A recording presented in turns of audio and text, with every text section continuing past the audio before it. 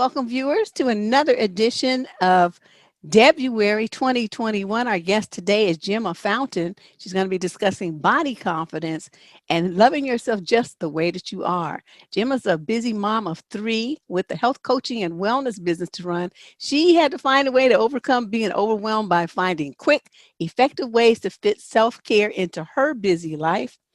And Gemma coaches women worldwide, providing tips and guidance to manage the mental blocks that may be preventing you from appreciating yourself just the way that you are. She joins the lineup to teach you how to love yourself, how to treat yourself with kindness, no matter how busy you are with work, parenting, and other support that you provide others. So let's welcome Gemma to the show. Hey, Deborah, how are you? Hey, lady, I'm glad to see you. You Finally got too. to get this interview I underway. know, I know. So let's start by defining we use the term body confidence, what does that encompass? Is it just physical or is it mental, emotional too? I mean, what's our working definition as we go through I this? think it's everything because if you say that body confidence is only what you see, the aesthetic, we're forgetting all the other reasons we can love ourselves. We can love our intellect, we can love our soul, our heart. We can, there's so many things about us as human beings that are worthy of love, not just from other people, but from ourselves to ourselves. Ah, okay. So when we have body confidence, what does that look like? I think it's owning yourself. It's loving the skin you're in. So yeah, body confidence does come, when we talk about it, it does start as a surface kind of conversation. We talk about loving the body we are in. But that's because, if you think back to, the way we've been kind of trained in our culture and the images we see in the media and the television, and we compare ourselves to other people, we think we don't look right. We don't look good Mhm. enough. We don't look strong enough. We don't have flat enough abs. Our hair isn't this enough. Our eyebrows aren't this enough. There's so much comparison. And then if we lack confidence in our heart, our soul, our spirit, and our mind, we can allow that inner voice of comparison to make us think that we are less than someone else because we don't look a certain way. So we do start the talk of body confidence being very visual and how we look and how we feel. But if you really start digging deep and you start going into further conversations, then we're going to start talking about finding confidence in yourself because from other things other than the way you look. That would be great. Have you found that women that have low self-esteem and low self-worth and have, like negative behavior patterns, um, is their body confidence and their self-esteem tied? It can be. So from what I've found, and again, I've been working with women in the health and wellness industry for over 20 years. And then I've been on my journey as well of finding my own confidence. And what I've found is it's kind of a spectrum. And so Mm. I know women who are extremely successful. And when you start getting to know them, they don't have very high self-esteem. And yet she could be a model, and you look at it and you're like, how do you not have self-esteem? I would give anything to have what you have. And that's when it starts going deeper than the surface, and just it's not just skin deep. But when it comes Mm. to when you don't value yourself as a human, that kind of confidence can lead to not believing you're worthy of having things in life, not believing you're worthy of having healthy relationships. And people, can take advantage of that. And there are people out there who are kind of like predators, and, whether it's a relationship or a boss or a friend, they can see a weakness in you and take advantage of that. And that's not your fault. It's the other person who is the prey, preying on your weakness. But I do find that there are a lot of women with self-esteem issues who end up in positions and relationships where someone's taking advantage of that low self-esteem because they can. And so when women, as women, we start to build that self-esteem and we realize that we deserve better and we can have better, then all of a sudden those people who are preying on you, they know you're not, they can't get their way anymore. So you're no longer attracting that kind of person into your life. This is interesting. How can we, I mean, if you have any recommendations, how we as parents can help our daughters have some body, more body confidence. Now, I'm going to tell you share a story with you. My daughter um, went to a high school in a, pretty well-to-do area. And one of the things that I saw, I'm getting all these weird messages on my screen here. One of the things that she kept telling me was how many girls in her high school in like 10th and 11th grade were getting plastic surgery. And I don't mean just, a nose job, which is a common, very easy thing. They were getting breast augmentation. They were getting, butt implants. And they were doing all this stuff. I mean, their parents had the money to pay for it. But still, I thought, how could a 15, 16, 17-year-old girl hate her body that much? Where did this come from? Well, why did the parents say yes? See that? Let Okay, me we're ask on the that same page question. there. I don't See, know. When I was a teenager, I hated everything. I wasn't thin enough. I wasn't this enough. I had an eating disorder because I had to be thinner than everyone else. It was a competition. And that came from a lack of guidance at home. There was no one at home telling me I was beautiful.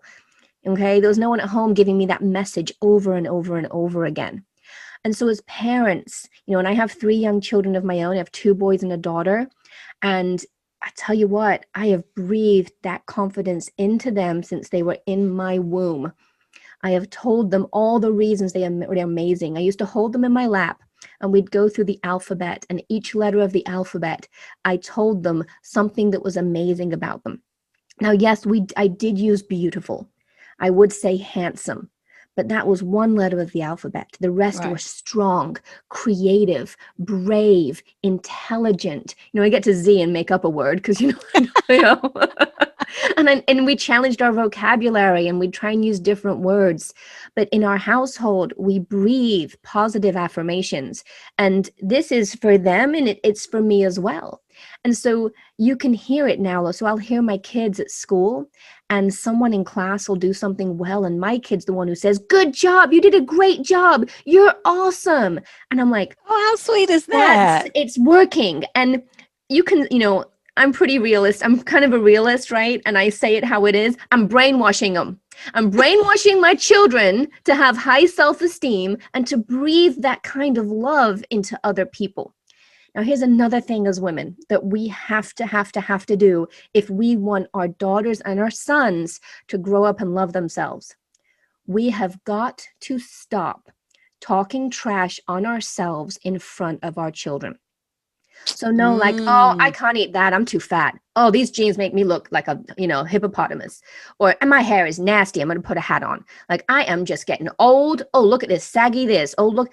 And women are guilty of this a lot of the time. And your children hear every single word you say. And I tell my children that words have power. And I tell my children, you can never unhear something and you yep. can never unsee something. And so I'm, again, planting seeds as they get older. I'm hoping that one day they'll make a decision because they know when you go down a path, you can't always turn around and come back. But the words you say, you can never unhear them. And words have power and they have a lot of emotion behind them.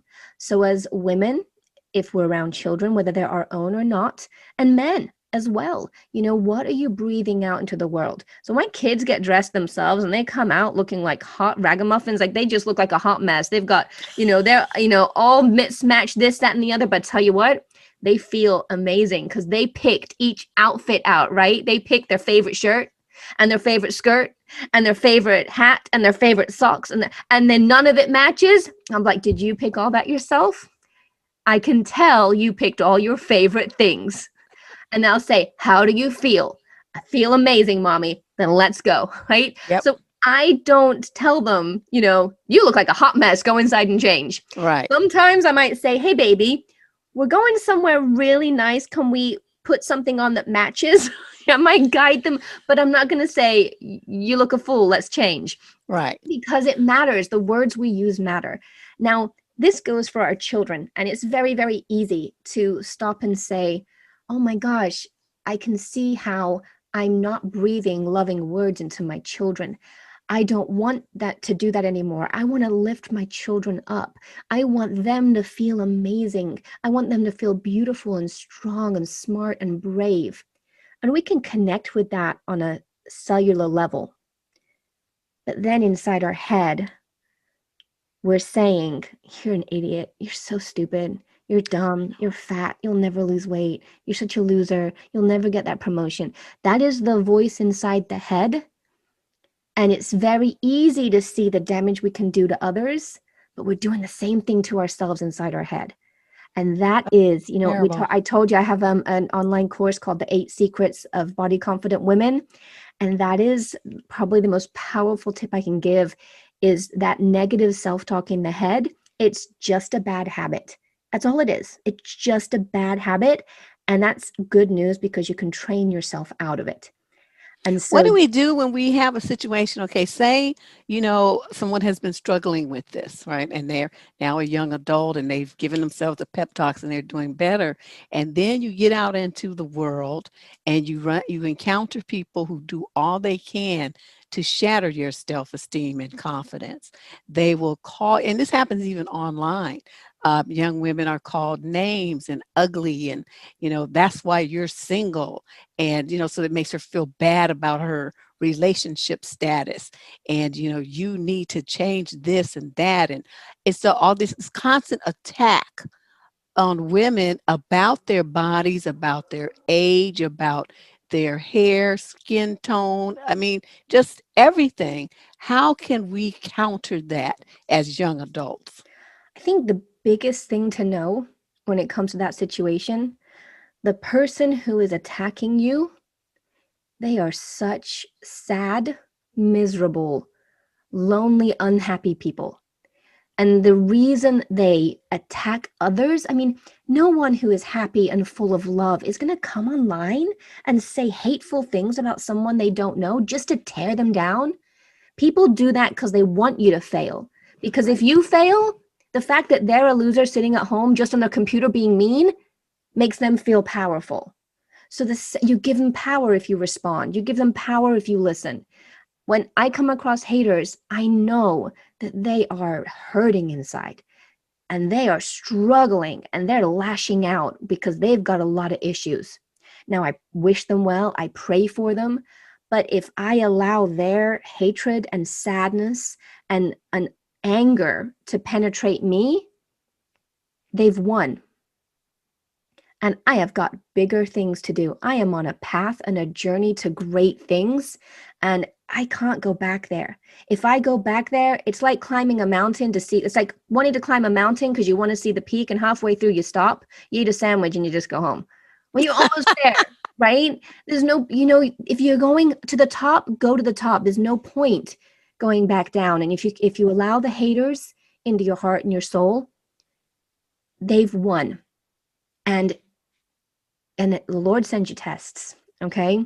Whether you believe in the Lord or source or whatever you believe in, I have found this in my life whenever I'm leveling up, whenever I really am trying to do better, I'll be doing great and a test comes along. Oh, this is interesting. So that's what you call these kinds of attacks, a test? They're tests. Are Oh. you going to go back into your old patterns? Are you going to backpedal and go backwards in your journey? And maybe that's what you're supposed to do. Maybe that is your journey. Or are you going to see it for what it is in a test? Are you going to see that hater for what they are? Because people don't attack you because of your issues. People attack you because of their own issues. I But then think that is a also, magical statement that people, can you say that again? people don't attack you because of your issues. They attack you because of their issues. And that is across the board. It doesn't matter where you come from, okay, or who you know. And then if it's just online and they don't know you, that's definitely the case. But then what if they're haters in your real life? What if they're haters in your family? What if they're people you have to see? First of all, they are hurting themselves. But again, if you succeed, right? If you level up, if you are reaching your goals, you are a living example that it can happen. Well, a lot of people don't want to think it can happen. They want to sit in their misery of doing nothing and never trying. And when you fail, you're proof that they were right. I Right. shouldn't try. I should sit in my butt and do nothing. She failed. It's proof. So if you succeed, you're proof it does work. And you're proof that them sitting on their butt, never reaching, never having goals, never trying to be better, never trying to level up, you prove that they're wrong and they don't like that. So people try and drag you down. This happens a lot with weight loss clients. A lot of my health coaching clients are trying to lose weight. And then there's always that some person in your life saying, oh, come on, girl, just have a margarita. I know you're not drinking, but have one anyway. Oh, come on, brownie. Come on, one bite. One brownie won't kill you. Come on, yeah, whatever your diet. There's always someone who's just kind of like, and when you're trying not to eat a brownie and someone's in your face saying, have a brownie, it is really hard to say no. Right. But that person eating the brownie wants you to fail so that you don't lose the weight and look great. So they don't have to realize that they could do it too. And again, that's their issue. Let's talk. This is amazing. Let's talk a little bit about women who don't take care of themselves. It's not necessarily a body confidence thing, but I don't know. Maybe there is a tie. I'm not sure. But I've noticed that I'm going to give you an example. When I was a teenager, I never forgot this this event. We all went out to dinner, and there was a family there, two little boys. They looked great. I mean, they were just very well groomed, their little haircuts, and their clothes were all matched and fresh and ironed. The dad was there looking all relaxed and happy and stuff. They had a little baby. I mean, she was just a baby. And then the mother, that mother, I'm telling you, I don't know how many years, this had to be 30 years ago, but I still remember it like it was yesterday. This lady looked beat down. She had, her hair looked a mess.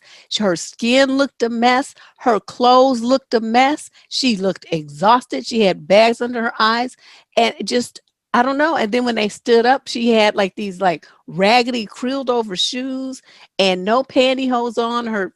She had like varicose veins working. I just could not believe it. I could not believe what I was seeing. The difference between how she took care of herself and how she took care of her children and her husband were so different. And I've been dying to ask you, what is it that goes on with women where they want to prioritize other people versus themselves? They don't take care of themselves at all. What Well, is going on? the first thing I thought of in your story of what you remember is that mom was struggling with postpartum issues. If she had a Oh, baby and then she had a baby with her, I mean, yeah, it was probably about a year. I mean, he could say, words, babble, but I don't know, maybe a year. and postpartum can last a while. Postpartum depression, postpartum OCD, postpartum anxiety, postpartum PTSD. There's baby blues. I struggled with postpartum issues after every one of my 3 children. And there was a long time where there was no makeup on. It was my husband's sweatpants and his t-shirts. And I bet you there was some kid who saw me out with my family and probably thought the same thing about me. And I just couldn't do it. There was I see. nothing left. I was struggling just to do the bare minimum every day. So in some situations, there's postpartum issues. And for any mom listening or any dad listening who has, who is with a woman who is struggling, they need help. Women need help. The hormonal fluctuations are definitely, they affect everyone differently, but they can be very, very debilitating. And so I'm definitely, to anyone out there who's struggling, don't struggle alone. I struggled alone after my first child, and I probably suffered a lot longer than I needed to because I did suffer alone. It can regulate. So after my first and second, it took a year. And then my husband said he didn't recognize me for a year. Oh And then I boy. came back. After my third child, I had postpartum anxiety and postpartum PTSD. Nothing was helping. CBD oil actually has been my saving grace. So that has brought me back to me again. And so I look vibrant. I have energy. I'm back in my life. I'm involved in my life again. So just know there's hope. There's hope out there for any moms who are struggling with that. So I've been through all of them, and I see you, and I know it's difficult, but there is light at the end of the tunnel. But please get help. And Okay. then there are the women who there's no postpartum issues anymore, and their kids still look all put together and they don't take time, not because they are physically and mentally unable, but they don't care. There's just that whatever. And that does come down to a self-confidence and a self-care and body love. And women often prioritize everybody else in the household, and they come very, very last. And that takes its toll because, as a woman, if you're out with your family and they look great and you look like a little bit of a mess, when people look at you and they go, oh, wow, Yeah, what happened? yeah, oh, she's looking kind of What's rough. going on over there? You can feel that, what people are, you can oftentimes tell, and that takes its toll on your confidence and self-esteem too. And it's easy to say, take time for yourself. It's very easy to say that, but to get to the point where you actually can do that is a very slow process, but it's worth the process. So I coach my clients on doing one thing. So my first thing after my second child was born, I was like, okay, I need to start taking care of me again. Now, every day from the age I was 13, I put lotion all over my skin every single day. Lube it up, right? Want to be all I want my skin to be nice and soft and shiny.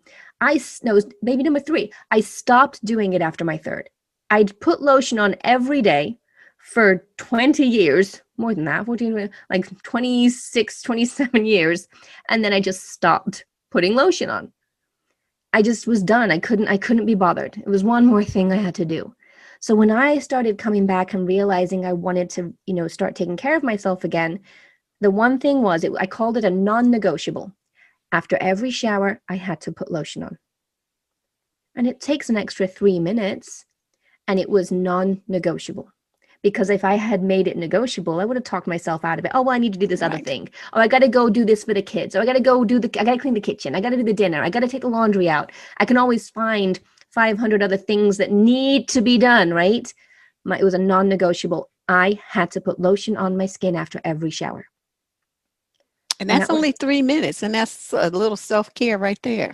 and I started with that. And the act was putting lotion on. Hmm. And then I upped the ante a little bit. And when I put lotion on, as I was rubbing lotion in all over my body, I had to love my body while I did it. I had to thank my arms for being strong and holding my babies.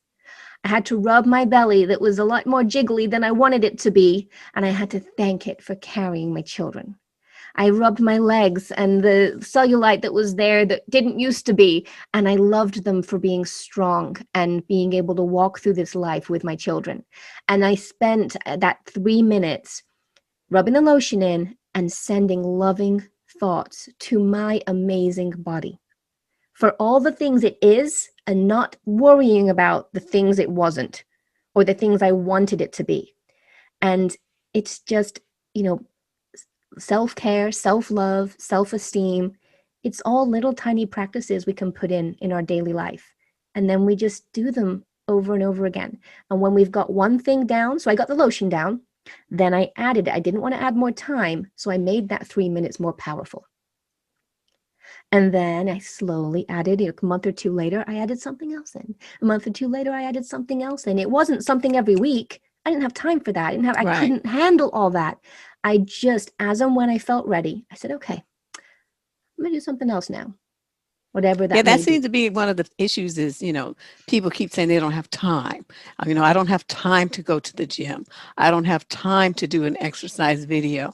I don't have time to take a bath and relax. I'm just going to take a quick shower. I don't have time to do my hair. I'm just going to put it in a ponytail. I don't, and so they have all these things that they block from spending time on themselves and caring for themselves, and like you said, appreciating the body that they have. Mm-hmm. And so then they end up sick, physically sick because they're out Yeah. of shape or injured or depressed, and all kinds of horrible things start happening. So I like that technique. Is there any other little tip you have so people can squeeze in, I don't know, 10 minutes or so a day of self-care? It doesn't even have to be 10 minutes. That's the thing. When people say, I don't have time, We all have the same 24 hours in a day, and we choose how we're going to use that 24 hours. Now, it's real easy to binge Netflix for 4 hours at nighttime instead of going to sleep early so you can get up early and do something for yourself. And we make time for all these terrible bad habits that are not getting us any closer to what we want our life to look like. And it's hard to turn Netflix off when that episode, the end of it, it sucks you in and you want to watch the next episode and see what happened to her, right? It sucks you in. So having discipline and saying, okay, I'm turning it off so I can wake up 20 minutes early tomorrow morning and I can have a cup of coffee in peace, take a deep breath and walk around my block for 10 minutes or do 10 squats and 30 seconds of a plank, right? You don't have to incorporate, workout doesn't have to be driving to the gym, crushing it for an hour and driving home. Right. Health, and this is my mission in life. Health is not about committing massive amounts of time to it. Health is about making tiny little decisions in the moments, in the cracks of your day. I always say I squeeze it in between the cracks of my day. So even if it's a 5-minute workout now, or I love to put music on. I dance in my kitchen, and I love to put music on, and I dance, and the kids dance with me. Oh, get it, Gemma, get it. And I get a workout. We dance, and the kids think it's the greatest. My husband thinks it's really hot, so so it's like our family time. We dance, or we go for a walk, or we go for a bike ride. We're incorporating the healthy activities with other things. Right. So it's not about separating and compartmentalizing everything. Your life is hectic. Your life is crazy. Your life is busy. That is never going to change. Okay. I say never, but it's not going to change anytime soon.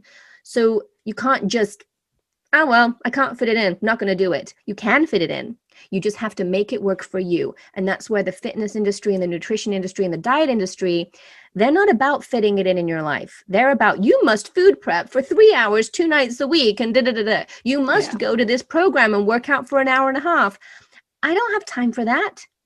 So I make it my way. I don't follow anyone else's rules. I make health and self-care and wellness and fitness and self-esteem practices, I make them work for me. So you have to make it work for you. Forget what you've heard, forget the rules, forget what you think you should do, and just do what works for you. And if that's 10 squats, when you go to the bathroom, do 10 squats before you sit in the toilet seat. And guess what? If you do 10 squats every day for a year, that's a lot of squats. That sure is. Right? Right? Your booty's going to look really good. All right. Nice too. Yeah. Yeah. And so it all adds up. The little decisions you make in your day, the little ways you squeeze it into the cracks, it adds up over time.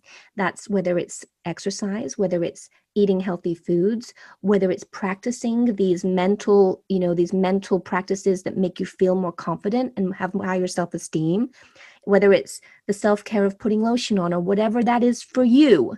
You've got to make it yours. It's got to work in your life and work for your goals, period. It's going to look different for everybody. And that's the point, because we're all so different. Yeah. Well, that's self-love for you ladies with Gemma Fountain.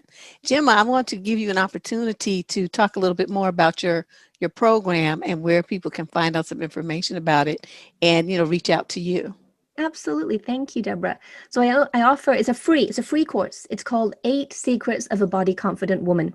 And it's just an email course. And I'm going to give you the 8 tips from myself and from other body confident women I interviewed and said, what's your secret? What's the thing that you think is most important when it comes to body confidence? And that's on my website. It's GemmaRainFountain.com.